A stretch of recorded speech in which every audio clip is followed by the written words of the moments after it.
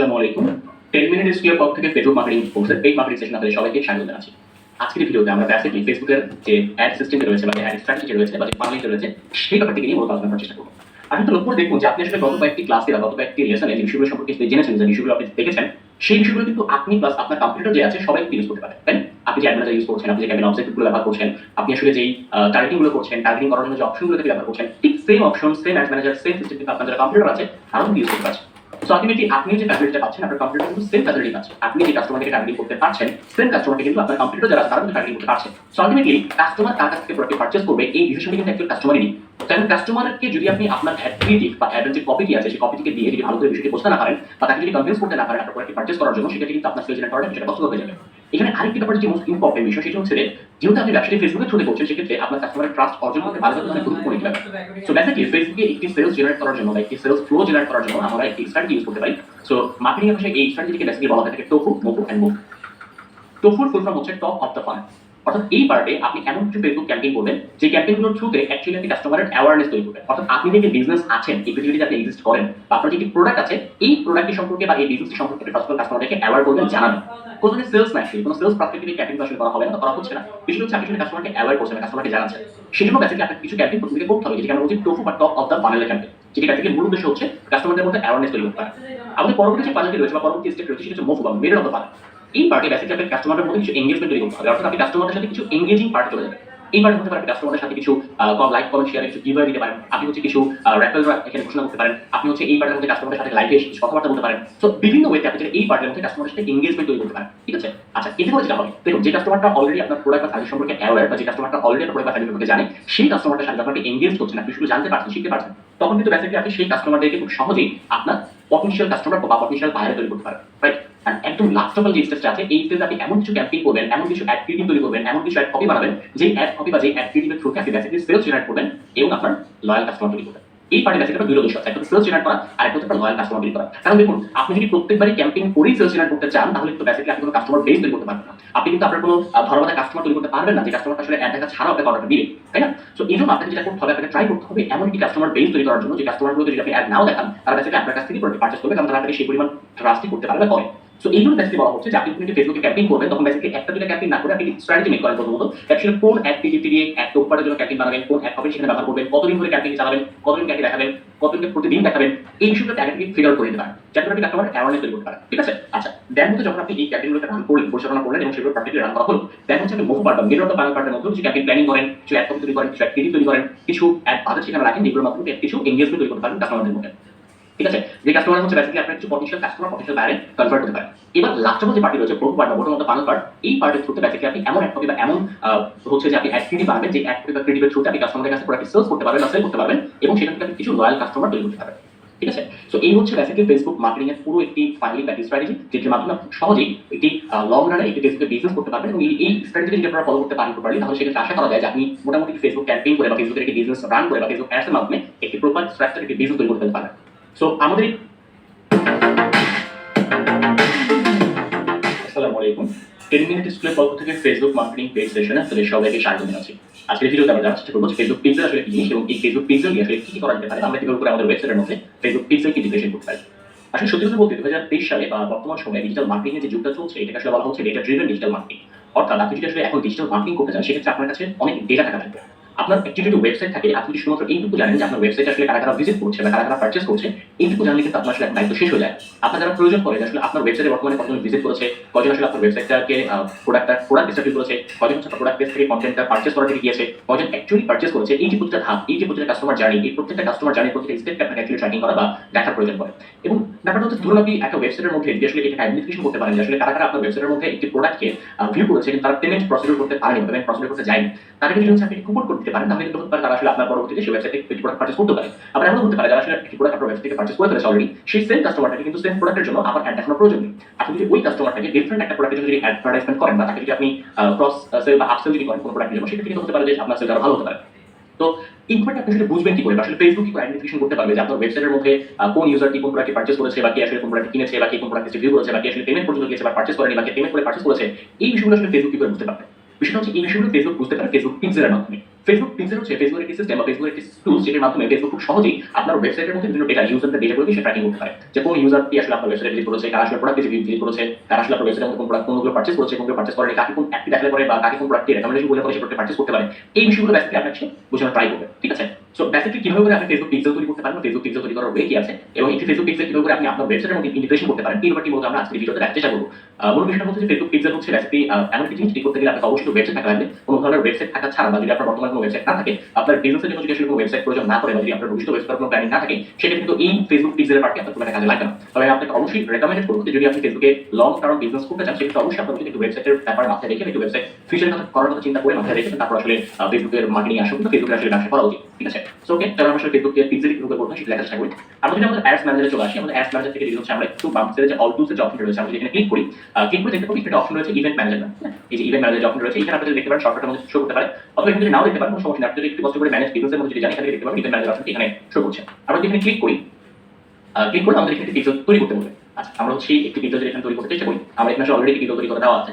আমি যদি হচ্ছে এই পোর্শনটি যদি এখানে শো করছে, আমি যদি এখান থেকে এইখানে যদি ক্লিক করি, যে এই পার্টে যদি ক্লিক করি, এটা সোর্স যদি আমি ক্লিক করি অ্যাকচুয়ালি আপনারা দেখতে পারেন এখানে আসলে 10 মিনিট স্কুল নামে অলরেডি একটি পিক্সেল তৈরি করা আছে, ঠিক আছে? বেসিক্যালি সেই পিক্সেল তৈরি করা খুবই সহজ। আপনি জাস্ট এই প্লাসে ক্লিক করে, এই প্লাসে এখানে ক্লিক করে ওয়েব ভার্সন যেটা আছে আর কি, ওয়েব ভার্সনে ক্লিক করে যদি পিক্সেল তৈরি করেন, এটা খুব সহজই ঠিক আছে। আপনি জাস্ট ওয়েবে ক্লিক করে নেক্সট ক্লিক করলে আপনাকে আসলে বলবে পিক্সেলের নাম দেওয়ার জন্য, নাম দিয়ে নেক্সট ক্লিক করে আপনাকে এই ইন্টারফেসে নিয়ে চলে আসবে। যেটা আপনি খুব বেশি ডেটা এখানে দেখা যায় না, এখানে ডেটা দেখতে পাচ্ছি আমরা, এই ডেটাগুলো যদি এখানে দেখা যায় না, বাট তারপর হচ্ছে আপনি আসলে অ্যাকচুয়ালি মানে এই পিক্সেলের এই ইন্টারফেসটা পর্যন্ত চলে আসতে পারবেন, ঠিক আছে? আচ্ছা, তো এখানে চলে আসার পরে বেসিক্যালি আপনার কাজ হচ্ছে আপনার যে ওয়েবসাইট আছে সেই ওয়েবসাইট আপনাকে কাজ করতে হবে। তো বেসিক্যালি আমার আসলে অলরেডি ওয়েবসাইট আছে এবং এটি ওয়ার্ডপ্রেস ওয়েবসাইট। সো আমরা সেই ওয়ার্ডপ্রেস ওয়েবসাইটের মধ্যে আসলে কিভাবে করে ফেসবুক পিক্সেলকে ইন্টিগ্রেশন করতে হয় বা ফেসবুক পিক্সেলকে অ্যাড করা যেতে পারে সেটা দেখার চেষ্টা করব। সো এই ওয়ার্ডপ্রেস ওয়েবসাইটের মধ্যে যদি কিছু আপনার থাকে, সেক্ষেত্রে আপনি জাস্ট সিম্পলি ওয়ার্ডপ্রেস ওয়েবসাইটে ব্যাকএন্ডে লগইন করবেন। আমি এখানে wp admin লিখে দিচ্ছি, এটা হচ্ছে ওয়ার্ডপ্রেস ব্যাকএন্ডে লগইন করার ইউআরএল। সো আমি যদি এখানে যাওয়ার পর আমার ইউজারনেম পাসওয়ার্ড দিয়ে যদি লগইন ক্লিক করি, সেক্ষেত্রে আমার ওয়েবসাইটের ব্যাকএন্ড লগইনটা হয়ে যাবে।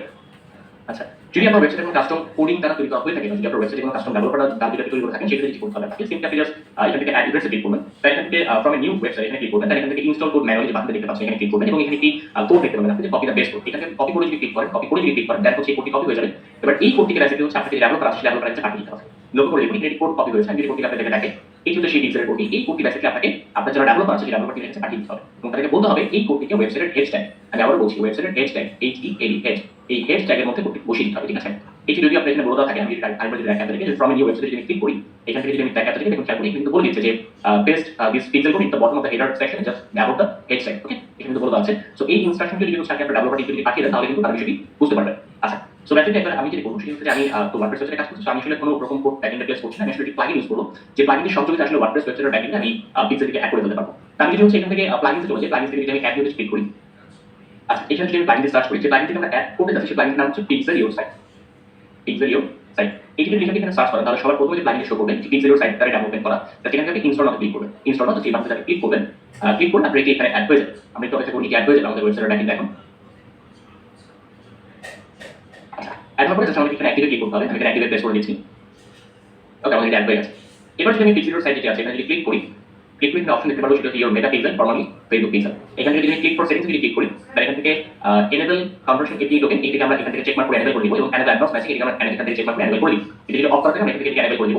তাহলে এখানে মেটা পিক্সেল আইডি যেখানে দেখতে পাচ্ছেন এই আইডির জায়গায় হচ্ছে আমরা আমাদের যে পিক্সেলের আইডি আছে সেটা এখানে বসিয়ে দিব। তো আমরা আমাদের পিক্সেলের আইডি আসলে কোথায় পাবো? বেসিক্যালি আপনি যদি আপনার ইভেন্ট ম্যানেজারে ব্যাক করেন, এখানে যদি সেটিংসে ক্লিক করেন সেটিংস, তাহলে এখানে হচ্ছে দেখতে পারবেন যে আপনার যে পিক্সেল আইডি রয়েছে সেটা আপনি দেখতে পারবেন। জাস্ট এটাকে কপি করে নিচ্ছি, এখান থেকে কপি করে নিচে এখানে বসিয়ে দিচ্ছি, ওকে?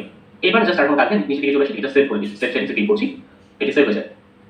আচ্ছা, এখন কি পারফেক্টলি সেভ হয়েছে কিনা এটা বুঝবো কিভাবে বা পারফেক্টলি আমার ফেসবুক পিক্সেল কি আমার ওয়েবসাইটের সাথে ইন্টিগ্রেশন হয়েছে কিনা এই যে অ্যাকচুয়ালি কিভাবে আমরা বুঝতে পারি।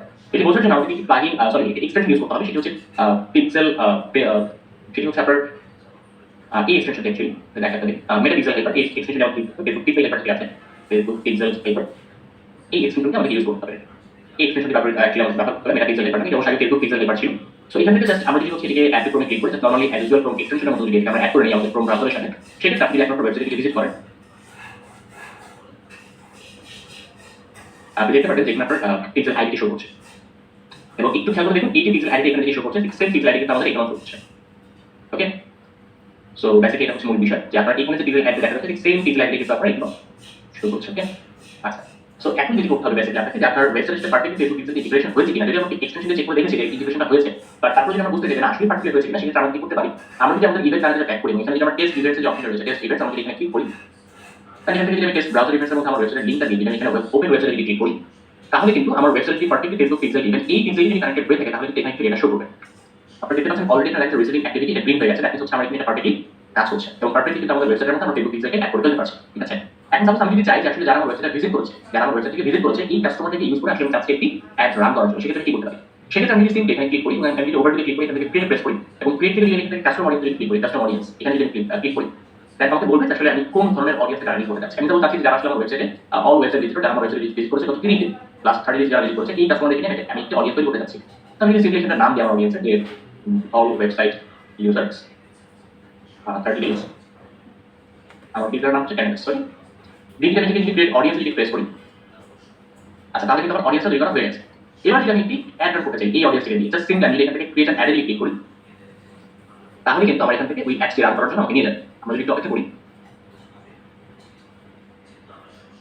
আচ্ছা আমাদের কিন্তু আসলে এখানে অ্যাডের অপশন নিয়ে এসেছে। আমরা যদি এখান থেকে ক্যাম্পেইন পার্ট থেকে জাস্ট নেক্সট ক্লিক করে দিই, নেক্সট ক্লিক করলে আমাদের এখানে কিন্তু অ্যাডসেট পার্ট চলে আসছে, রাইট? এবং আমরা কিন্তু জানি অ্যাডসেট পার্টের মধ্যে হচ্ছে বেসিক্যালি আমাদের দিতে হয় যে আমাদের আসলে কোন টাইপের আমরা ইউজারকে টার্গেটিং করতে যাচ্ছি। তো এখানে কিন্তু চাইলে হচ্ছে আমরা খুব সহজেই খেয়াল করে দেখুন কাস্টমার অডিয়েন্স যে পার্টি হচ্ছে, কাস্টমার অডিয়েন্সের মধ্যে কিন্তু আমরা অল ওয়েবসাইট ইউজার্স 30 ডেজ এবং ক্যান্ডিডেটস এই অডিয়েন্স কিন্তু একটু আগে আমরা আসলে তৈরি করেছিলাম, রাইট? তো সেটা কিন্তু এখানে চলে আসছে। এখন যদি আমি আসলে সিম্পলি টার্গেটিং গুলোকে করে সব ঠিকঠাক করে যদি আমি অ্যাডটা রান করে দিই, সেক্ষেত্রে কিন্তু 30 দিনে যারা আসলে আমার ওয়েবসাইটটা ভিজিট করেছে সেই সমস্ত ইউজারদের কাছে বেসিক্যালি আমার অ্যাডটি পৌঁছে যাবে। ওকে, আচ্ছা সো বেসিক্যালি এই হচ্ছে ফেসবুক পিক্সেলের ইস্যু। আমরা খুব সহজেই ফেসবুক পিক্সেলকে আমাদের ওয়েবসাইট ইন্টিগ্রেশন করার মাধ্যমে আমাদের ওয়েবসাইট যারা ভিজিট করতে পারে, যে সমস্ত ইউজার আমাদের ওয়েবসাইটে পুনরায় ভিজিট করতে পারে বা ভিজিট করেছে সেই সমস্ত ইউজারদেরকে আমরা রিটার্গেটিং বা টার্গেটিং করে আমরা অ্যাড লোকেশন করতে পারি। এবং বেসিক্যালি আপনি যদি ফেসবুকের মাধ্যমে কিন্তু লং রানিং ব্যবসা করতে চান, বিজনেস করতে চান, সেক্ষেত্রে ফেসবুক পিক্সেল কিন্তু আপনাদের খুব ইম্পর্টেন্ট একটি বিষয়। আশা করি বিষয় বুঝতে পেরেছেন। দেখা হচ্ছে পরবর্তী লেসনে। আল্লাহ।